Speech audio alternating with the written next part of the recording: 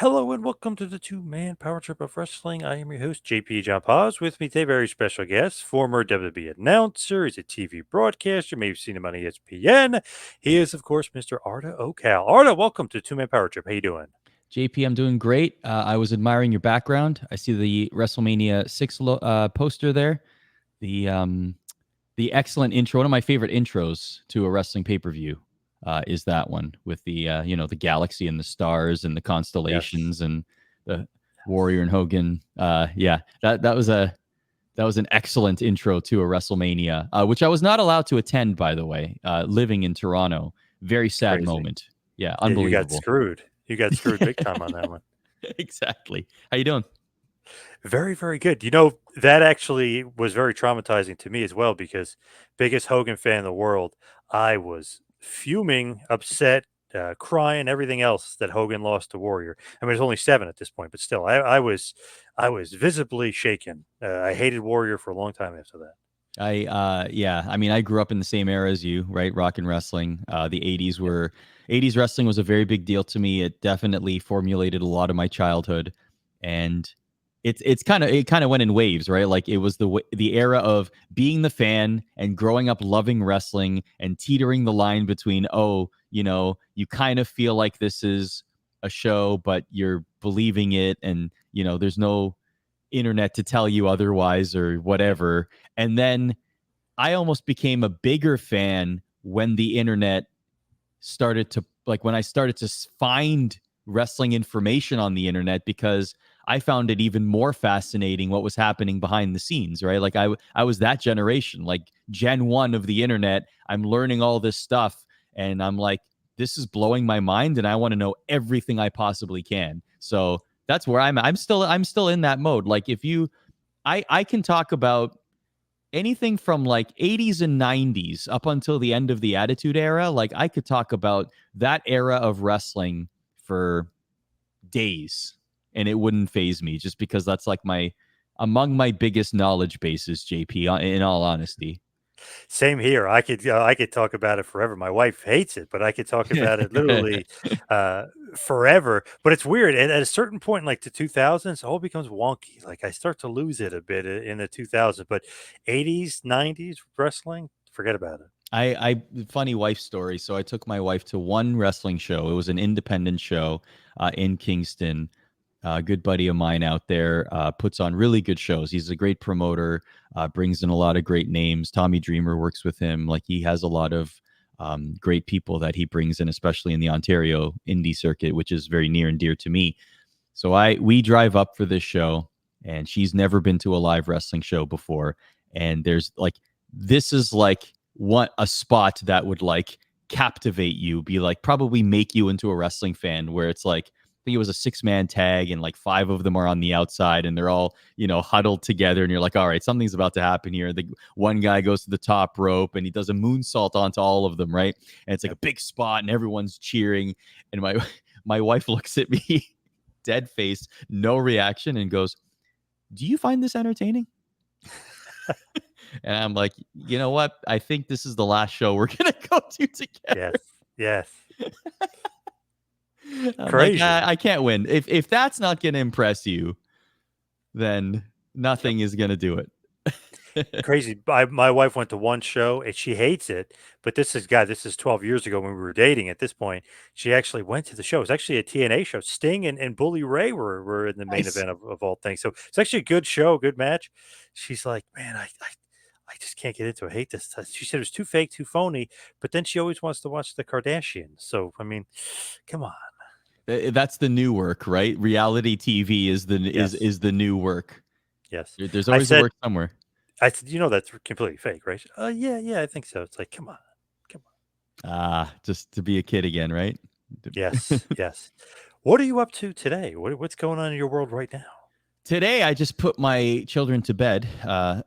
If you're asking, like literally what just happened today, it's the thing. Like once hockey season, like right now, I work at ESPN, like you said, and hockey's my primary, and fill in on sports centers here and there, and do a UFC show, which I enjoy very much, and do some wrestling here and there. I'll do roundtables and interviews and things like that as I'm called upon.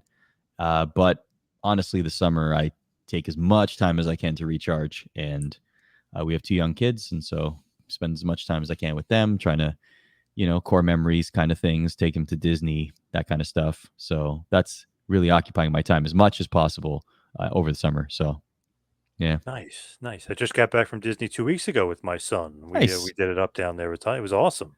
Yeah, Galaxy's Edge. Yes, we actually met the Mandalorian, by the way. So No kidding. we were both pumped because we saw a shiny head after we were on Smuggler's Run.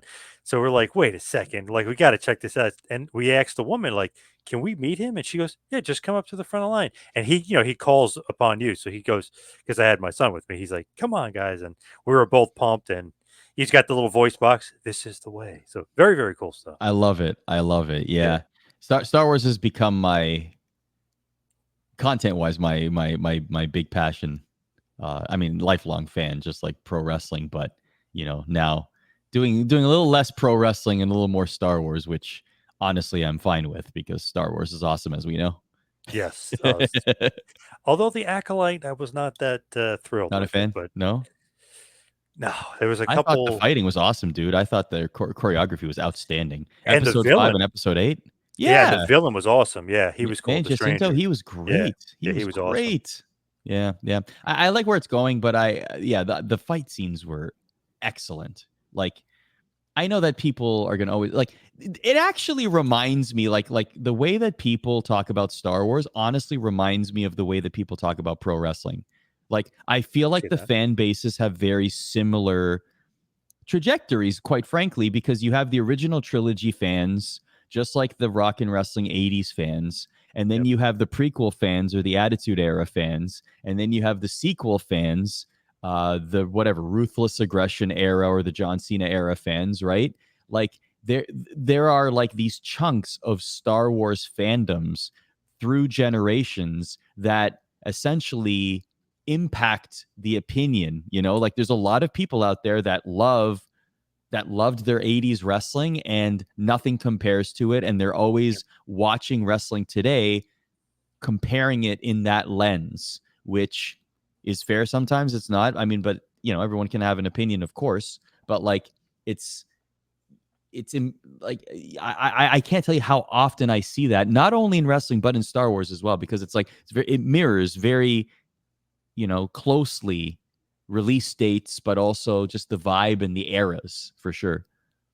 Yeah, I feel like you got to throw in a little bit of nostalgia for fans. Like, sorry to spoil anybody, but Yoda at the end was awesome, Oh especially for an yeah, old school Star Wars fan. Like, cool nostalgia. Throwing Darth Plagueis in there for a second for a nice little tease was right. awesome because we've only heard about him. We haven't seen him in the in the live action stuff. So Great booking, great booking. You got to yes, throw in, yes, Raw 1000. You got to bring back DX. yes, Got to yep, bring back the bread and butter sometimes, and then build up new faces. yep. Book them strong. Get that The strong Darth, heel. yeah, Yep. the Darth Plagueis strong heel debut. You gotta love it. Just let's see what the booking had. You could do a whole show talking about Star Wars and just pro wrestling booking terms. I just find it funny though, like the fans say, "Oh, Disney killed Star Wars and it's not as good." The Mandalorian might be one of the best things that they've ever done. Yeah, I disagree I'd with love that. it. And listen, obviously, I work for a Disney company, and take that what you will, but I do not believe that whatsoever. I think that the Star Wars team have done a fantastic job, and I would argue, and quite honestly, before the Mandalorian, I had sort of veered away from Star Wars. Like that chapter of my life was closed, and when Mhm. I watched that first episode of the Mandalorian, it just Yep. awoke. Yep. And Back I in. Yep. honestly believe that the Mandalorian, perhaps other than the original trilogy, has done more to generate new fans to the Star Wars universe than Yep. any other project. The Yep. Mandalorian is the gold standard of this era of Star Wars, and as it should be. It's fantastic. Unbelievable. Just it's so good. Love the theme song. And everything about it is so Yeah, great. But I was thinking like to my buddy lives down there in Florida, and I said, you know what's crazy? Everyone says, oh, like did Disney really do a good job with Star Wars? I said, just judging by the merch alone, I was like, they've hit a home run. Like, how many people, if you go to Disney, especially Hollywood Studios, and especially go to Galaxy's Edge, like, do you see wearing merch, Star Wars merch? I mean, they've killed it. They've It's yeah, dominated it. absolutely, absolutely. Now, as far as wrestling nowadays, I know you said you do some roundtable stuff. Have you done anything wrestling related, like recently, just as far as like getting back out there and doing your thing, or just maybe some roundtables here or there? I go to WWE like I don't know once every 6 months. Like they'll call me back to do like talking head type of stuff that'll air in shows on Peacock and stuff like that, which I'm completely happy to do. And I'm myself and not Kyle Edwards on the shows, Right, which is even better. It's like the ultimate redemption. I've done it, but like when I look back, like there was a time in my life when I was very dialed into wrestling, and wrestling was my entire life and identity and existence. And there was an era of my life where I just lived, breathed, and consumed wrestling because I thought that that's what was needed in order to succeed in wrestling. And quite honestly, to a lot of people, especially those who want to become pro wrestlers, that's the advice that I would give them. It's not easy. It's a very tough road. It's very difficult to be a weekend warrior in pro wrestling and make it to WWE. Like that's very, very tough. I wouldn't give that advice to elite level athletes anymore because the whole landscape has changed. But if you're working your way through the independents, that's definitely still the way to do it. But now there's just more options available to you, which I very much appreciate as someone who knows what it's like to be a wrestler or to see wrestlers and be around wrestlers and book wrestlers in the independents 15, 20 years ago. So but today, like I'm when I left WWE, I thought that chapter was completely closed and I was at peace with it. I didn't think that I would ever get back to wrestling, and I was fine with it. I said, you know what? I did my best. I gave it my all. I don't think I'll look at myself in the mirror in 20 years and say I didn't try hard enough to make it. And if like I had a couple of really cool milestones at WWE, but if you look at it by and large, making it there was probably my biggest accomplishment. And so today, I'm perfectly fine with that. And the fact that they call me back to contribute to certain things, uh, I'm thrilled and it's great. And I'm happy with that level of commitment. Like I don't want to be Mean Gene anymore. Like I don't want to be Gorilla Monsoon or Jim Ross or like I'm happy with or Howard Finkel. Like I'm very happy with my era of pro wrestling and the opportunity to continue to dip my toe in the industry and contribute in some meaningful way. I'm at peace with that. I'm cool with that. who's your point of contact that like brings you back? Is that Michael Cole or somebody that says, "Hey, like let's record something," or "Hey, let's I'll be talking head"? Yeah, I'll text. It's mostly the digital department or the Peacock department that will bring me in for like their projects and things like that. But Michael Cole will text me, every now and then, like very very infrequently. But if I have a question or a request, he'll get back to me, which is very kind. He doesn't have to. He's extremely busy and he's dealing with a lot of people, so it's not it's always appreciated given how much he has on his plate. And I also want to say, like, on the topic of Michael Cole, like, I'm happy that he's getting his flowers now Hmm. because I was there in the thick of Michael Cole not receiving his flowers and being a villain to a lot of passionate wrestling fans. And I appreciate seeing how I understood seeing what I saw, hearing what I heard, understanding and being in that environment. I understand how difficult his job was in so many different levels. And the fact that he was able to do it for decades, not even years, and now finally be able to spread his wings, to the degree that he's able to, and but have survived all of that to get to that point is remarkable. So like I'm just happy that pro wrestling fans, especially passionate pro wrestling fans, are starting to understand, oh, you know what? This guy is really, really good at his job. And he's also, like really good for pro wrestling. And that wasn't always the case, as a lot of pro wrestling fans know, in terms of perception anyway. Man, crazy. Recently, Jim Ross said that he's better than JR was. Speaking about JR said about himself, he's better than he was. So he's saying Michael Cole is better than he was. So I said, wow, talking about high praise. JR might be Wow. the greatest of all time. He's saying Michael Cole is better. I said, wow, that's awesome. Like for Cole, but Cole's, man, he's done a hell of a job lately too. I mean, even how into it he is with some of the turns and stuff. And like, you could tell that he's not scripted. It's just his natural reaction. He's like, oh, you son of a bitch, or whatever it is. But he's been on fire for at least the last couple of years. He's been on fire. Yeah, and you can tell the presentation is different and the way that Yeah, he's approaching it is different, and you can tell that it suits him very well, and it's probably been inside there for a very, very long time. And for JR to say something like that, like JR doesn't say those kind of things lightly. Like many people consider JR to be the greatest of all time. JR, once yeah. upon a time, when I asked him, said Gordon Solie is the greatest of all time. And, now for him to heap that praise on Michael Cole is just another example of why it's so appreciated and why it's so welcomed. Like, quite frankly, like Michael Cole is not done, right? And he could still have another 10 years or 15 years, who knows, right? Like, I mean, certainly it's up to him at this point. I don't think that he could probably write his own final chapter however he wants to at this point, and that's when it's all said and done, he could unanimously become the greatest pro wrestling announcer of all time.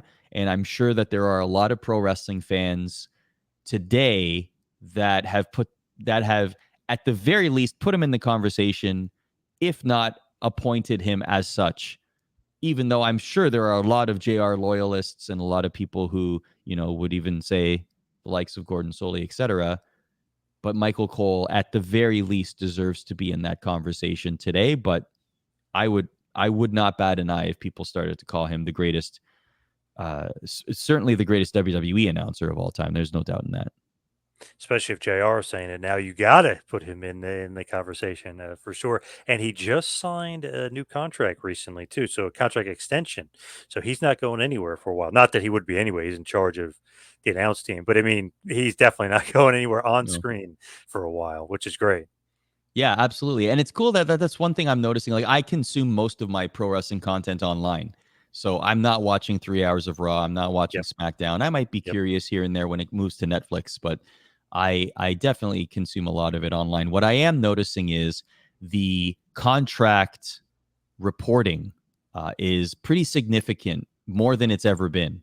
This person just signed a 5-year deal. This person just signed an extension. This person, and there's videos to it. Like when Drew McIntyre signed his extension, there was a tie-in with The Rock. There was, you're starting to hear more and more reporting about this, and quite honestly, like in the presentation that I've seen of WWE lately, like, with all the different, production quality and the camera angles and the way that they're presenting, like even I watched a little bit of SummerSlam, and you can tell like it just feels very different, right? Like the way that Definitely. they, cuts and, there's less cuts. The impacts have different angles. They look really cool. I even love the wrestlers will start before Gorilla, and that's, a lot Yeah. of them. That's how they enter the ring. So you're almost seeing the conversion point when they get to Yep. Gorilla. It's still part of the entrance, and then they walk out to the crowd. Like, all of that is pretty cool. I think it's pretty innovative. Probably a long time coming too, quite honestly. But it's cool that it's happening now. I like the changes for sure. Even when they have Jey Uso like in the crowd and the camera's behind him, and they follow him through the crowd to like even that stuff like that's pretty damn cool. Like definitely innovative, definitely different. I know years ago, like Brett and Austin, they used to follow him from whatever to Gorilla. Like that was cool, but this is like a whole like adding another layer to it. I really like it. Yeah, but even then they would cut at Gorilla, right? Like at Yes. WrestleMania Yes. 14, like Shawn Michaels would walk out, "This is for you, Earl. I wore my good luck charm," right? But you wouldn't see Gorilla. You would see the camera, and then it would go into the arena, and then Yes. at 14 there was the band, the was it the Chris Warren band that played Shawn Michaels to the ring. but you didn't see him like walk through the curtain, like that Right. inflection Yep. point. That Yep. it's kind of a cool moment for pro wrestling fans to see. I appreciate that.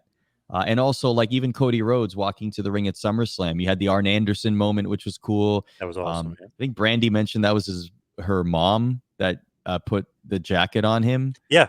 Yep. So like, like all of these cool interactions. And I will say this, as I can imagine a pro wrestler would love to get creative in those moments and think of 10 different things to do before they even enter the ring. Like the one thing, like Shawn Michaels would say this to wrestlers all the time, like every single thing is at your disposal. Seconds, props, whatever is around the ring, whatever time you have, everything is at your disposal, right? Like I can imagine that the best pro wrestlers would eat up every second in a creative way and would love that because it gets them thinking in a certain way and how to create interesting moments. So it's almost like the sandbox has grown for them, you know? Yeah, Cody's very interesting too because he's got the QB jacket on, the WWE QB, the jacket. Then he was walking with his dog. Okay, so there's that. Then Arn, then Brandy, then Brandy's mom, then putting on the jacket. Then when he gets through Gorilla, he puts on the cool helmet, and then they follow him through. Like I was like, man, that was like a really cool long entrance, but different, awesome. I don't know, I really enjoyed it. He got so much stuff in too, right? Like, Yep. like if you can make your dog a part of the show and Yeah. like people invested in his final appearance, Yeah. like that's a talent. Yeah, I know. I just thought that was really cool. Obviously, the guy Lee Fitting, who now runs the production team, obviously is making a lot of changes, which is pretty cool. Cool to see. Yeah, yeah. I never crossed paths with Lee. He was big with college game day, of course. So, Yep. but he, yeah. I mean, the production looks uh, like the tweaks that have been made as a pro wrestling fan growing up with seeing the formula as it unfolded in those eras. It's very refreshing and welcomed. Like I enjoy the presentation that I'm seeing from WWE for sure. When you're Kyle Edwards back in the day, did you work with Kevin Dunn a lot, or did you not really work with him as much? I saw him once, honestly. I ran into him once, Oh wow. and it was in studio. The one thing they would do a lot back then, and I don't know how long they had done it for, is they would retrack SmackDown or do wild lines or that kind of thing. So, like, the announcers would come into uh, Stamford on after the day after SmackDown. I think it was a Wednesday, and they would essentially redo lines or matches or whatever. And I would just sit there with them. And there was one week that Kevin was there listening in, but other than that, I didn't really see him much at all. How'd you get in there to begin with? How'd you get into WWE? I know you did some stuff for Dragon Gate. I know you're obviously very into the wrestling business, though you were in the business. But how did you get on WWE's radar and get in? So I sent them blind demo tapes in 2008, way too early. Like it's funny. I just read an article on the Ringer. It was like a profile on Gunther right before SummerSlam, and one of the things he said was his first audition in 2012 or his first tryout sucked. He was like, "I sucked. It was terrible." And I'm like, "Man, I can relate because my first audition was in 2009, and I was not ready at all. It was overwhelming. It was by far the biggest, sort of environment that I had been in. I had never had a car service pick me up before. I'd never seen my name on a card at the airport before. Like all of this stuff was new to me and it was overwhelming. And also it was a job that I really wanted, right? So all of these pressures and all of these anxieties. Will I ever get this chance again? How many people go through life never getting a chance like that, right? Even dreaming about it your entire life or whatever. And so I had a horrible audition and they didn't call me back for probably 4 years. In that time, that's when we created Right After Wrestling, which became Aftermath. And that was basically uh, that was my break in not only television but in wrestling too, because that got me in front of the Canadian wrestling audience on television, but then also the podcast slash Sirius Radio, which did well. And that was me and Jimmy doing it. which was a blast. And so then in 2013, I had like 2 or 3 auditions. They were looking for NXT announcers, and then I did another studio audition, and then finally the 4th one. By then, so in that time, I tried to do as much wrestling as I could. To your point, like I reached out to Dragon Gate, Evolve, to Gabe Sapolsky, and get some bookings in the States, and just tried to do as much as I could. I just wanted to get out there, get my name out there, and just be associated with pro wrestling as like a premier broadcaster in pro wrestling as much as I could. Then I had a conversation with Michael Cole, and the advice he gave me was, if you want to work at WWE, and this was the advice that I was given in like 2012. So I don't know if that, I don't believe that this would be the case today, because there's a lot of ways to collaborate with WWE. So the environment is different. But for back then, the advice I got was, do everything but wrestling. Leave wrestling content behind, build your portfolio and build your reel and build your name elsewhere. And so I took a job as a weather reporter, which was pretty much the complete opposite that I could think Yeah, of really. to wrestling. And that took me to Vancouver, the total other side of the country. And it was a great gig and a great city. I loved the city. I was, it was a great place to be. Weather was great. The environment was cool. The people were cool. I had a lot of fun in Vancouver, and the job was great. Then I finally got that 4th audition, and this time I was super confident. I was like, I'm not going to mess this up. I know what I'm in for. I'm fed up with being considered. I deserve this. Like, I had an immense amount of confidence, and I think they could feel that. So finally, after that one, they called me and said they're going to bring me in, which was, dream come true kind of news. And I started in the fall of 2014, and I was there for 2 years, and it didn't work out for me. They just wanted to go a different direction, brought in a bunch of different people. And that's the way that it is. The industry's fickle, and not just broadcasting, but pro wrestling. Both of the industries are very tough, and can be cruel, and can be great for a lot of people. But for me in that particular time, just didn't work out. Why Kyle Edwards? Where does that come from? Are you making that up? No, that was not my name at all. That was given to me. But I did know that when I got hired there, the name would change. And I did know that the preferred convention was 2 first names. And that was pretty prevalent. Josh Matthews, Tom Phillips, Justin Roberts, Michael Cole. Whether it was real name or not, that was certainly the convention that you saw plenty of examples of in WWE. So I knew that my name would change. They actually asked me for suggestions. I thought it would be cool to have the last name Turk, because my parents are from Turkey and my background is Turkish. So I thought that would be kind of a cool nod to my, my roots. But they decided they wanted to go with Kyle Edwards. And so Kyle Edwards I didn't resist or anything. I wasn't like, no, I can't be Kyle Edwards. This is terrible. I'm going to get buried, man. And I didn't care. I was like, whatever, that's fine. We'll make it work. Funny though, to like all the even Tom Phillips, like very generic name that they give the announcer for whatever reason. I mean, now, but hey, to WWE's credit, like when I do stuff for them now, not only am I Arda, but they put the umlaut on my O, like they put the dots on the O on my last name. So like, I think that's awesome. And one of the cool, actually, funny enough, the career highlights that I've had in WWE, other than making it, that was probably the biggest one, right? Like just to make it there is a big deal. Yep. But for me personally, there are 3 things that come to mind. The first one was I got to make a series called This Week in WWE History. I did that with Corey Graves. We did like 2 years, maybe a year and a half worth.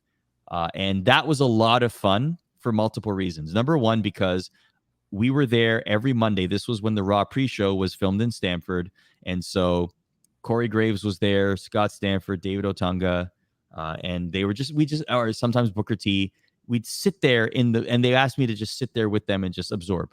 And we'd be sitting there all day long, just watching TV in the big conference room, doing nothing, whatever, prepping for the show. But we'd be sitting there all day. So one day I thought, man, maybe we should just find some work to do, like do something. So I went to Graves and I was like, dude, if I just pitched a show, would you want to do it with me? And he's like, yeah, sure. So I just went to my bosses and I was like, why don't we just do this show and put it up on YouTube and see how it does? And they were like, sure, awesome.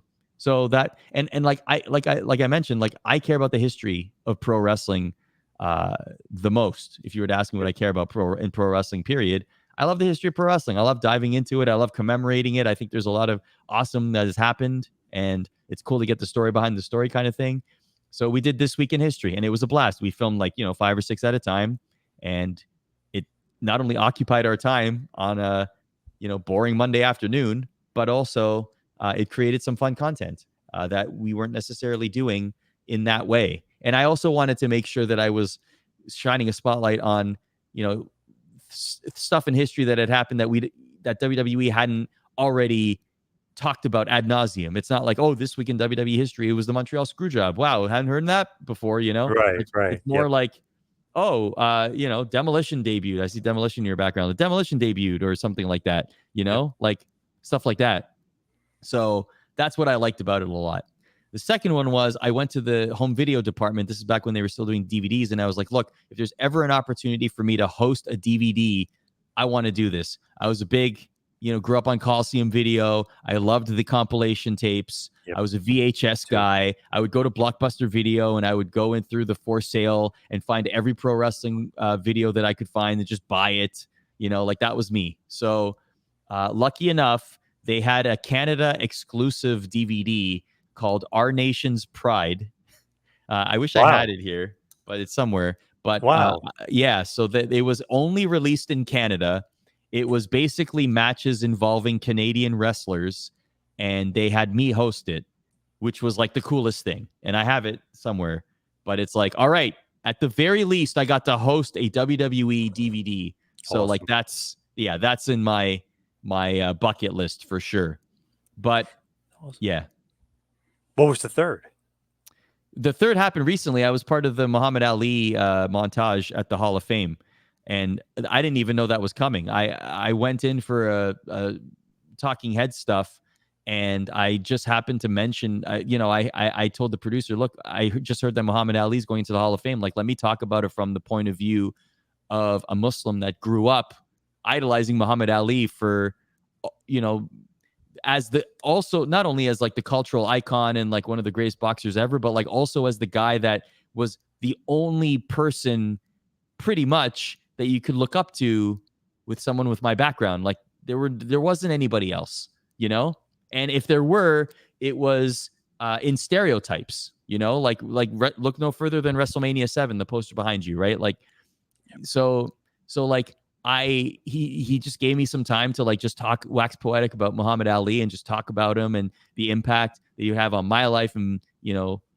fellow Muslims in North America kind of thing.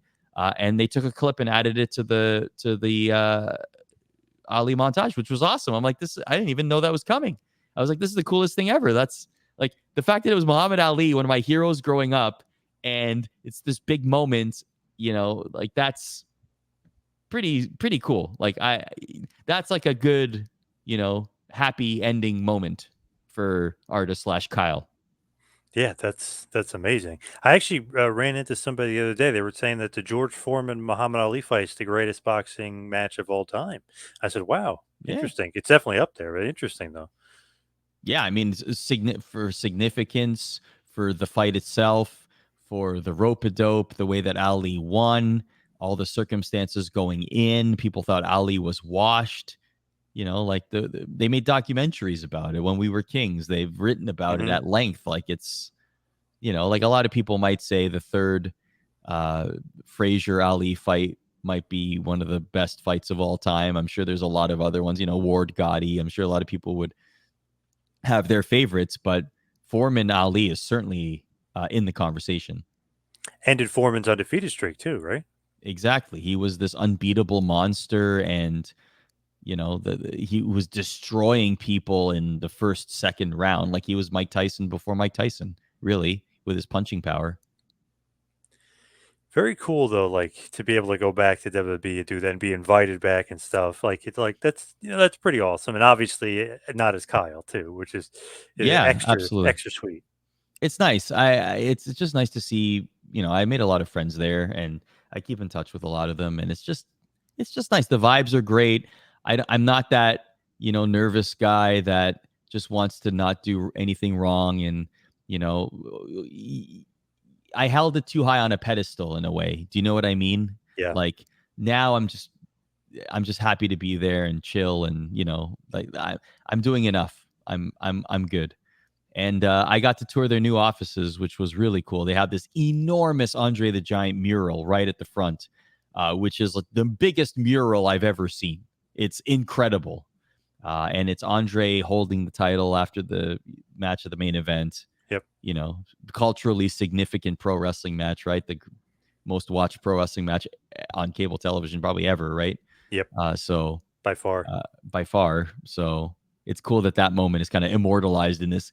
Like it's like it does Andre justice. Like it's like it spans like 8 floors. It's hilarious. You walk in and you're just like, yes, this is WWE does things very grandiose, as we know. Like they oftentimes you know, they turn it up extra, and this is very extra, but in an appropriate way for sure. Yeah.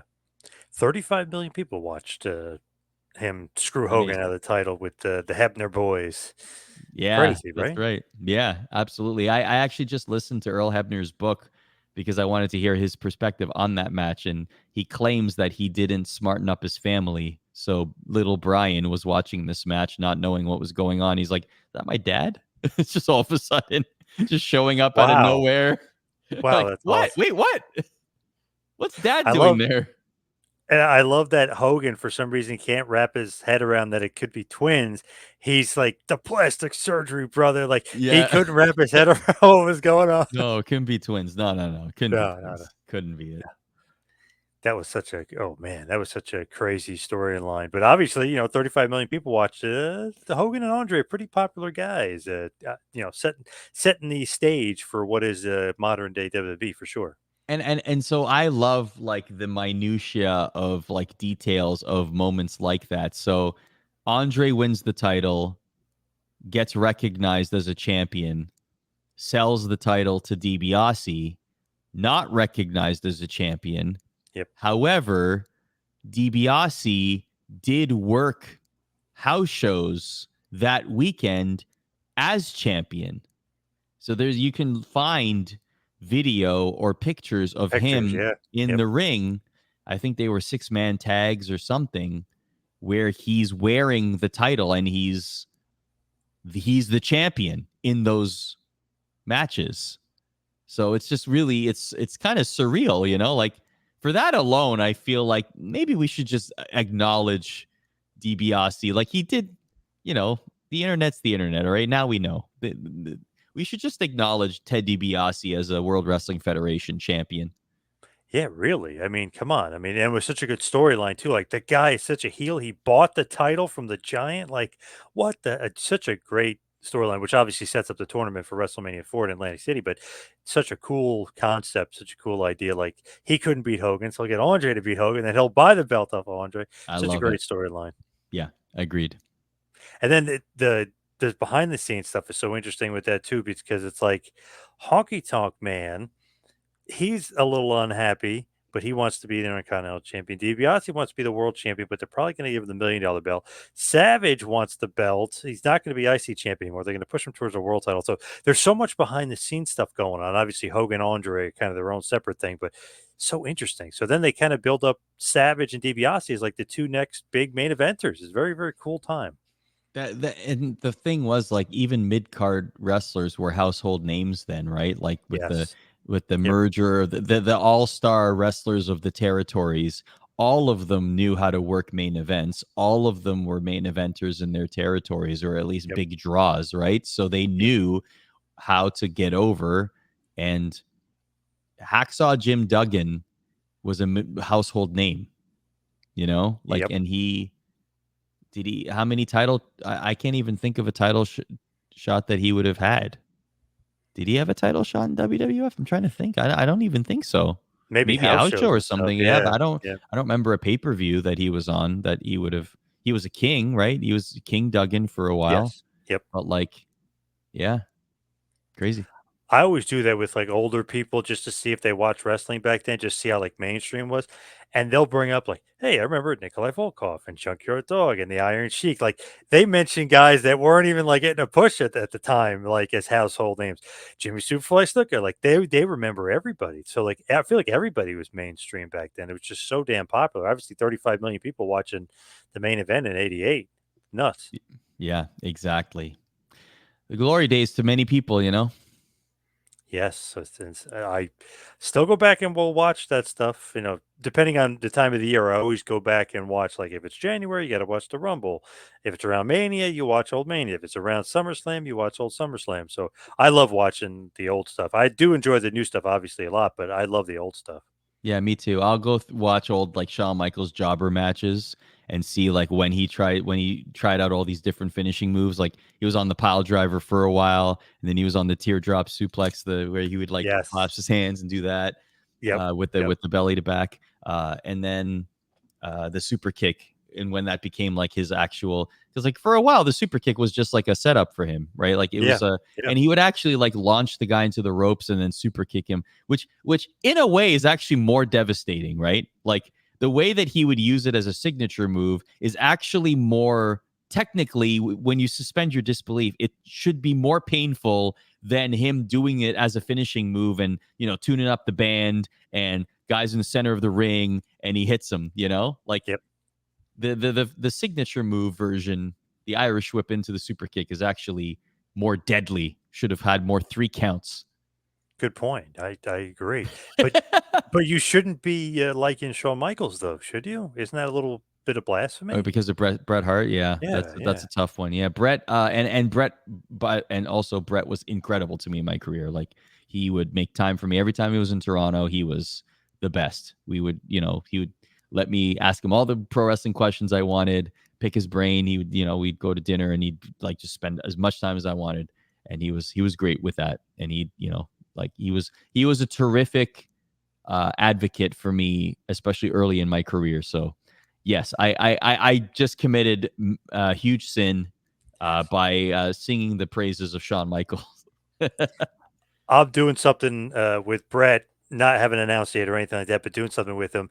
He is the nicest guy in the world. Like the people around him, like to get to him, they might be a little bit brash, but like once you get Brett, he is so nice, so cool. Ask him any question and he gives you an answer and he'll give you like a good answer too. Like he is Yes. awesome. And he's like a wrestling encyclopedia. It's unbelievable Oh, when for you ask him sure. something. That what he like. I think what got me over with him was I wasn't asking him like the same old stuff, like oh hey, let's talk about the screw job, let's do this that. Like I would dive into like, hey, like tell me about the first pay-per-view match you had with Shawn Michaels at the '92 Survivor Series. Like why? Right. Like I would, the biggest thing that I was curious about from that match, and maybe this was one of the questions that uh, I remember I did a 1992 interview with Brett. Like all I wanted to talk about was his 1992 because I thought it was super super interesting, and the ladder match weaves into that, right? Because Brett brings the ladder match into WWE. Yep. It happened at Stampede a lot. He liked the idea, and he tests out this match as an idea to be a main event match at a pay per view. And he does it with Shawn Michaels. And he's like, Shawn Michaels is my guy for this. I think we're going to have great matches. So that's why we saw those matches. What was it, Dayton, Ohio, or wherever they were on like those Coliseum video VHS Yep. tapes because he was testing them out. So Brett says the original plan was SummerSlam 92 to be stateside and not at Wembley Stadium. And the match was going to be him and Shawn in the ladder match. That's what they were building to. Then the plan changed. Wembley Stadium happens. They go with Bulldog and Brett, which is a great all-time match, and also like one of those like I can't believe Brett carried Bulldog through this match, Yep. and it's like this master class of Bret Hart being the greatest wrestler of all time, essentially. Like that's Yes. one of those things that you put in the pro column when you're Yep. talking about Bret Hart.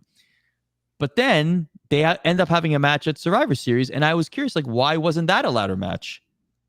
And I guess it's just because they just wanted to have a wrestling match. This was going to be a one-off at the time. Didn't need a gimmick. Just go out there and wrestle kind of thing. And but it Interesting. was Yeah. just I just found it interesting that they would go through the whole process of proving that this match would be awesome, almost having it at a pay-per-view, and then having a match at a pay-per-view that doesn't include it. But then not Right. seeing Yeah. the match, right? But then not seeing the match until a year and a half later, and it's with a different opponent. It's just Very true. interesting. Very, That kind of stuff I find interesting. yes. What was going through people's minds and things like that. What I would like was really interested. It was like the different styles of the different guys. Like I'll mention a guy, I won't mention a name, but I'll be like, well, this guy kind of stunk, but you made him look good. Like you know, what I mean? Like, but then again, when you wrestle Mr. Perfect, he's awesome. So like, you know what I mean? Like the different like guys you have to carry versus guys you don't. Like going into the match, the psychology of it, how you're going to work that match with this guy, what's the thought process, and his thought process is crazy. He's already like of a guy who can't really work. He's already thinking of how to make the guy look good with this Yes. with believability. So I was like, man, like no other guy is really. Maybe nowadays they do it because they're copying the Bret Hart system or the Bret Hart style, but no guys back then. They're almost like, oh, we'll just have a bad match. I don't care about this guy's offense. He literally was like, okay, this guy's big. This guy can't really move. I got to work around him. What bump can I take? You know, what can I do? Like he really thought of like every different aspect of making the other guy look good. And to that point, I remember him talking about one of my favorite matches of all time is him and Owen at WrestleMania 10. Yes. I like that match more than the ladder match. I think I'm on an island on that. I think a lot of people prefer the No, ladder match. no, I totally go Bret Owen. I was there Oh, live I for it, loved it. and I go Bret You were Owen. you? Yep. Oh, Oh yeah. dude, that's awesome. Yeah, I Yep. love that. I loved everything about that match. I love they tease that Brett's coming out first, and then they play Owen's music from Calgary, Alberta, Canada. Yeah. Boom, up hit Owen's music. Everyone's Lawler's laughing on commentary. The opening of the match is my favorite. They lock up, push back. Owen celebrates like he won the Super Bowl. And then on commentary, like, this is clearly an advantage for Owen Hart. I'm like, yes, this is awesome. But so I asked Brett about the match, and to your point about like how he was thinking about matches, he said that they had a match in mind, and then it just dawned on him like a few days before WrestleMania 10 that this match would get Owen over as a babyface. Like there was a lot of high flying moves, and like Owen looks really athletic, and so he called Owen and he's like, we got to go and redo this match. So they went back to Calgary before WrestleMania 10, like days before, and they sat with Stu and they just hashed out a whole new match. And they're like, you need to be less like aerial in your attacks because it's going to get you over as a babyface. And they all just got on the same page and figured out the finish. And the match that we got was amazing. It's an all timer. So I guess I'm glad they did that because I'm Yeah. glad we got the match Yep. we got. Yep. I think, man, it's one of my favorite WrestleMania matches ever. It's like a perfect match. Obviously, it's the greatest opener ever in Mania history, but love that match. Is awesome. And I liked it better than the ladder match then. I like it better than the ladder match now. I think that was by far the best match in the card. Is awesome. And Brett told me, he said that they had better matches on house shows after that. I said, how the hell is that Yeah. possible? How is Yeah. that even possible? There's one that they had in the Maritimes. I think it was maybe Halifax or Moncton or something, where they did the dusty finish where Owen wins the title and the heels come out and they put him on his shoulders, but then they reverse it. Like I'm just like But he says that about Perfect too, right? Like the SummerSlam '91 match is awesome. They had a couple matches, I think in like '89 and '90. Like they've had a lot of Yeah. matches, but maybe it was on his DVD where he's like, yeah, we had a match in Alaska that was like one of the best matches I've ever had, and like the only people that saw it were the people in the arena. Yes, so funny. I literally was just looking at that because somebody was saying that, oh, I could find footage of it. Found no footage. I just found a picture of them about to lock up. That's all I could find. They said this Yeah. match is the greatest match between Brad and Perfect. I'm like, damn it, it's just a picture. They fooled me. They were saying they could find the video, not that they had the video. I was like, oh, Ah, I well, was like, man, I actually think the King of the Ring '93 match is unbelievable between Perfect and Brad. I very love that good. match. Yeah, very good, very good. Crazy finish too. Like I wasn't expecting it. The small package reverse into a 1-2-3. It's crazy. Yeah. And even that suplex to the outside, like that was crazy. They did a lot of Mhm. cool stuff in that match. There's actually a really good match from '89. Actually, technically, it's the last match of a MSG show. It's not really the main event. I think Hogan Savage is really the main event, but perfect Brett, awesome match in '89 at MSG too. Yeah, yeah. Mr. Perfect was my favorite wrestler growing up. I loved the gimmick. I loved Kranich was a great wrestler. Like I just loved. He just opened my eyes to like a whole different style of wrestling. Like he's just awesome. And actually, Jimmy Corderas has a great story. So Jimmy Corderas is one of my best friends in life. Longtime WWE referee. He ref through all the eras that we've talked about, like 25 years. He was a WWE referee. He's awesome. He has a great Mr. Perfect story. So he's reffing a match. I think it's Piper and Perfect, and this is in Guelph. So it's about 45 minutes outside of Toronto. It's in a hockey arena, and for some reason, the ring is in the middle of the ice. You know, they put the boards like basically like the wooden boards on the ice to protect it, and so that people don't slip on the ice, etc. But there was one board that was missing, like in the far corner for some reason, whatever. So during the match, typical stuff, whatever. And then Perfect goes to Piper. This is Jimmy telling this story. Perfect goes to Piper. Hey, clothesline me to the outside. And so Piper clotheslines him to the outside. And Mr. Perfect, as you know, he often exaggerates his selling to Yes. hilarious results and amazing Yep. results. So he proceeds to like Mortal Kombat finish him, like walk backwards all the way to the exposed ice, and then does the slip on a banana peel bump on the ice. But he like had to walk his way all the way back there. I But love it. he did this just to like pop Jimmy and Roddy in the ring. Yeah. But also, like, how hilarious would that be as a fan seeing this? Yeah, it'd be awesome. Yeah, he's that I like going the extra mile to make Yeah, everybody laugh. at a Yeah. house show. Yeah. Amazing. I love it. And I feel like people don't realize, like, when they say, "Oh, Michael's oversell," that's the perfect oversell. Michael's got that from Perfect, like, over exaggerating some of the selling, the bump when you kick the guy's leg and he flips over. Got Yeah. that from Perfect. That's Mr. Perfect walked. So 2005 Shawn Michaels in the match with Hulk Hogan could run. Yes. That may be the greatest supposed Hogan line ever, which people may not know, or maybe you might know, when he said, "These people didn't pay to see me lose, brother." And I totally agree because I drove 4 hours down to Washington, D.C., and I did not pay to see Hogan lose, brother. So I agree with Hulk on that one. That was Shawn Michaels. What a the pinnacle of Shawn Michaels' career was in that ring, and it's hilarious. I watch it back and I laugh. Like it's just really, really, it's just hilarious. I actually, which is crazy, I actually like the match anyway. I don't know, maybe I'm in the minority there, but I actually like the match anyway. It was okay. Like I get what you're saying. Like it was still they told a story, but it's just Shawn being Shawn. It was just Yeah, hilarious. I he can't was get past it. It's just hilarious. he was not happy he was losing. I mean, I guess that's the bottom line. They had Yeah, agreed to something beforehand, and it was being yeah. I changed up. guess Yeah. typical pro wrestling, right? Yep. Nothing is ever written in stone. So as we hit the wind down and we head towards the finish, what is next for you? What do you got coming up?